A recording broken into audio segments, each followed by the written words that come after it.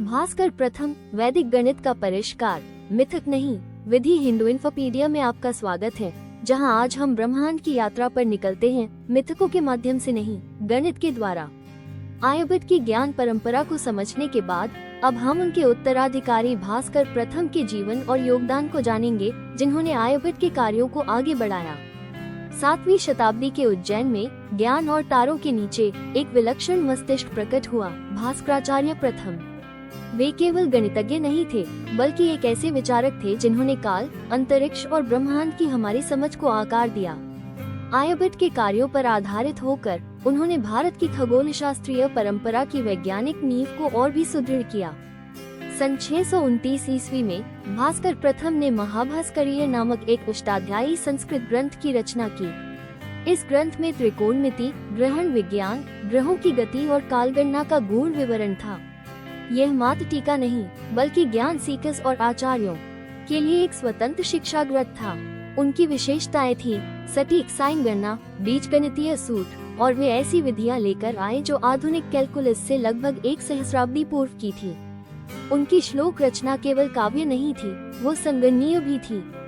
जैसे उन्होंने लिखा, फल का वर्ग लो, उसे द्विगुणित करो, घटाओ, फिर मूल निकालो। यह एक पूर्ण बीजगणितीय प्रक्रिया थी, छंद में समाहित।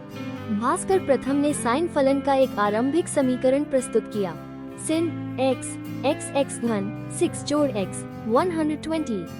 ये सूत्र आधुनिक टेलर श्रेणी से अत्यंत मेल खाता है और इससे खगोलीय भविष्यवाणियां अचूक हो सकी। वे मानते थे कि दृश्य और गणना के बीच संतुलन होना चाहिए, जो नेत्र देखे वही अंक दर्शाए।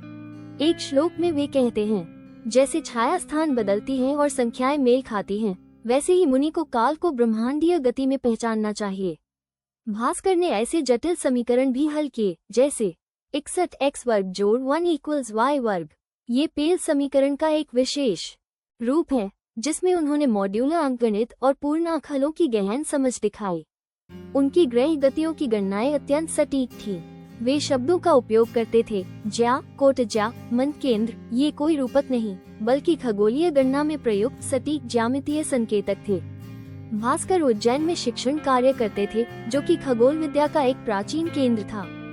गुरुकुलों में विद्यार्थी आकाश के नीचे श्लोकों का स्मरण और उच्चारण करते, जहां श्लोक मंत्र की तरह बोले जाते थे, पर प्रयुक्त होते थे वैज्ञानिक साधनों की तरह। उनकी विधियां सैद्धांतिक नहीं थी, वे जीवन के हर क्षेत्र में व्यवहारिक थी। शुभ मुहूर्तों की गणना, कृषि की योजना बनाना, मंदिर उत्सवों का खगोलीय समन्वय। भास्कर का प्रभाव भारत की सीमाओं से परे भी गया। उनकी विधियां इस्लामी जगत के विद्वानों तक पहुंची, विशेषकर अब्बासी अनुवाद आंदोलन के दौरान। अल-ख्वारिज़मी जैसे विद्वान उनके गणित से प्रभावित हुए।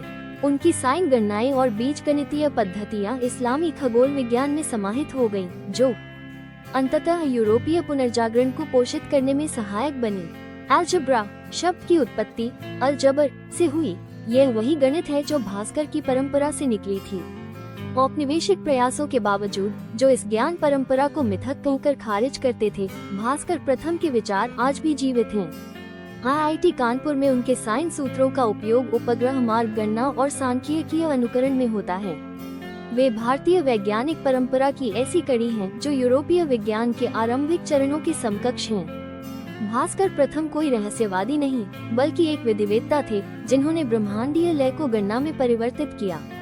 आज के युग में जब स्मृति धुंधली पड़ती जा रही है, हम इस वैज्ञानिक वैदिक विरासत को स्मरण करते हैं और पुनः प्रतिष्ठित करते हैं।